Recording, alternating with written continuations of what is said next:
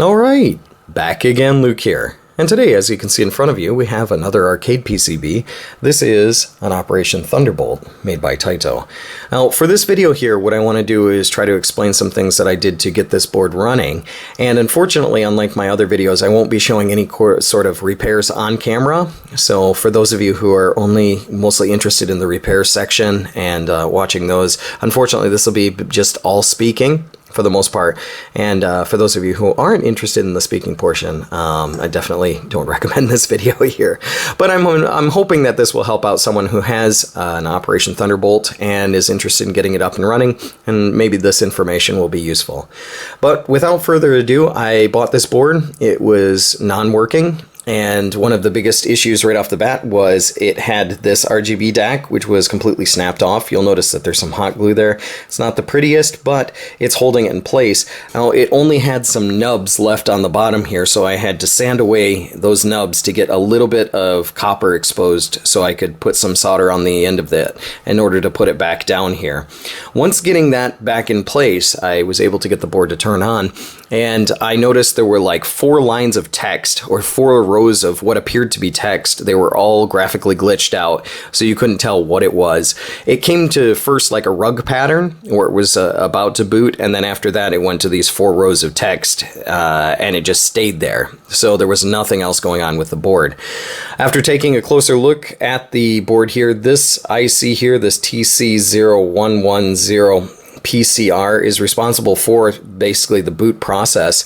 It goes through a few different checks, especially checking to see that the RGB DAC is okay and these 2 RAM chips are okay before it will start to initiate the game. Now, these 2 original RAM chips that were in here were the TMM, I don't remember the exact part number, I wound up removing them, but very common and very prone to failure, especially for Taito boards. And yeah, it's almost going to be one of those things where you see Fujitsu TTLs and you know that they're bad. Those are usually pretty tell signs that those are going to be bad as well. Telltale signs. And you'll notice I replaced these 2 here. These aren't the exact RAM chips. These are a little bit mismatched, but they do have the same compatibility, so they work fine with this board.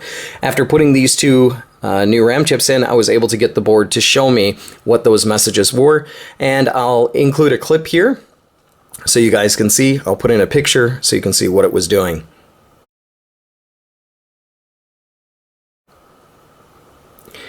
So as you can see there, that clip, or that picture, you can see that it was saying screen 0, and then there was a RAM data error, and it wasn't booting. It was a system error. Now, for the board itself, the system RAM is located here, and these have a tendency to go bad. I've noticed a couple of places online just looking, and I found that those were serious issue here, especially for this board. So if you do come up with a screen 0 that's not showing any video, or it won't go past the screen 0 section, these are probably going to be your culprits. So replacing these 2, I was able to get the board to fire up and start running. I did notice that there were some sound issues with the board after getting it up and running, and that is because this has 2 amps on it. It runs 2 channels, so it has a left, 1 dedicated left and 1 dedicated right. And I noticed that someone had bridged the left channel positive and the right channel positive, as well as the left negative and the right negative. Bridging the positives for both of these 2 amps caused the board to flash when it started up. So especially with the introduction where it would come up and say Operation Thunderbolt, I might have a clip of that and I'll try and put it in there, but it just kind of like continuously flashed. Let me see if I can put that in here.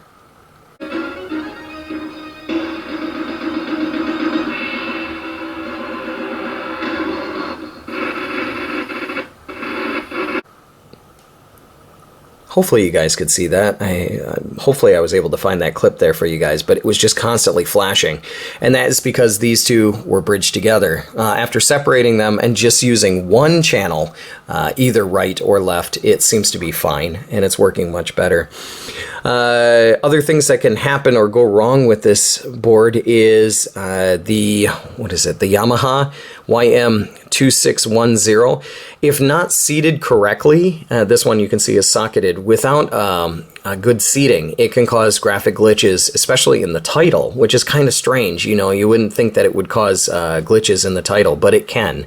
So if you don't have this secure in place, or you notice the title has some almost like white lines in it, especially in the logo, you know, wiggling this, you can actually get those to go away. So luckily for me, those were some of the key problems with this board. The other points here, going over all of these surface-mounted quad flat packs to try and make sure that they're secured down again, was another issue.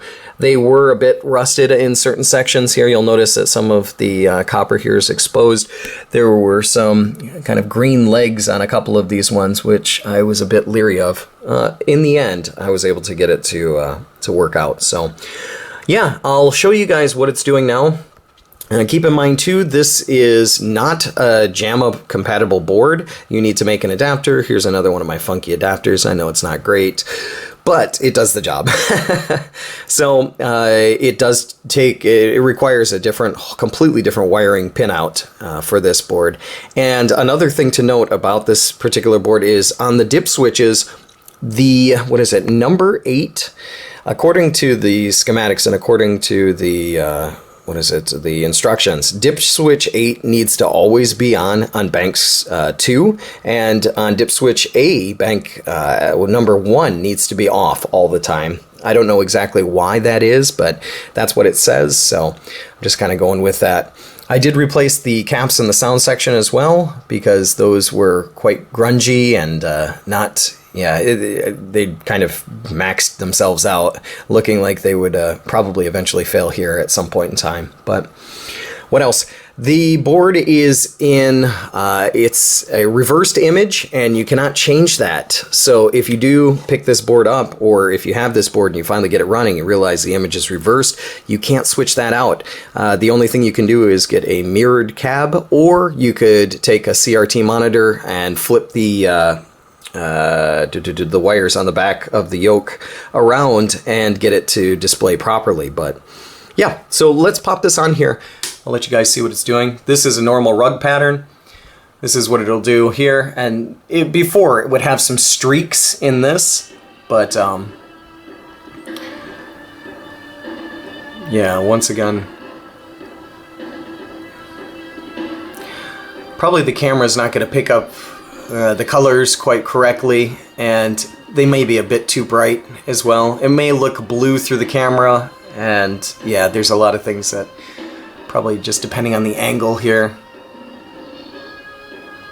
But you'll notice everything is backwards and it's reversed, so. But you can see here, this is one of those points where this is where it was extremely flashy before, by having those 2 amps tied together. Wow, and now this one, let's see here. That's exactly what I was talking about. So what I did is, just touching this here caused the, the backgrounds there to flare up. It's interesting. I don't know why, but yeah, you can see there too. If it doesn't have a good seat on this, this IC, it will show graphic glitches. You can see there it's just kind of glitching all out, but as soon as I move it, that should be okay. Well, it's good that I'm able to capture this on video, because yeah, without that it makes it a little bit difficult, or more difficult to see what's going on.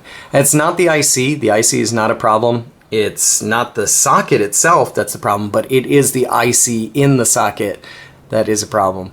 So, and then I think we can start it up here. But yeah, if I can't recreate the issues there with that one. But let's put in a coin and start it up here. Operation initiated. Rescue all hostages.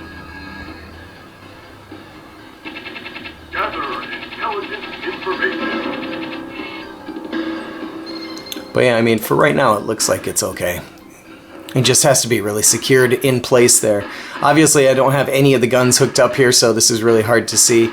And as I had mentioned before, it may look pretty bright on camera here, so I need to maybe adjust the colors a bit more. I just wound up getting this thing up and running again, so let's see, what can I change? Maybe change this down a little bit.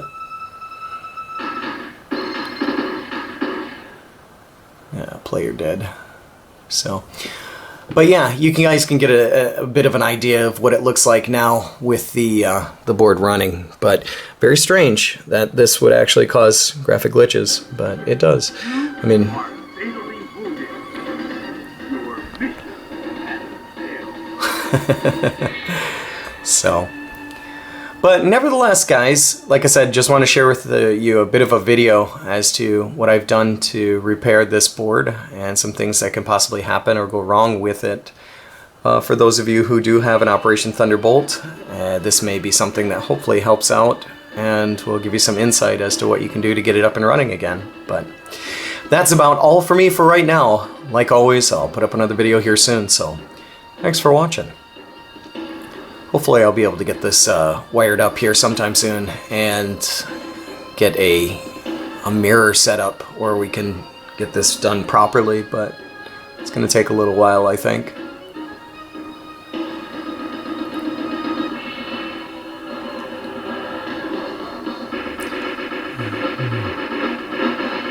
Operation Thunderbolt. Let's see if those graphic glitches are still there.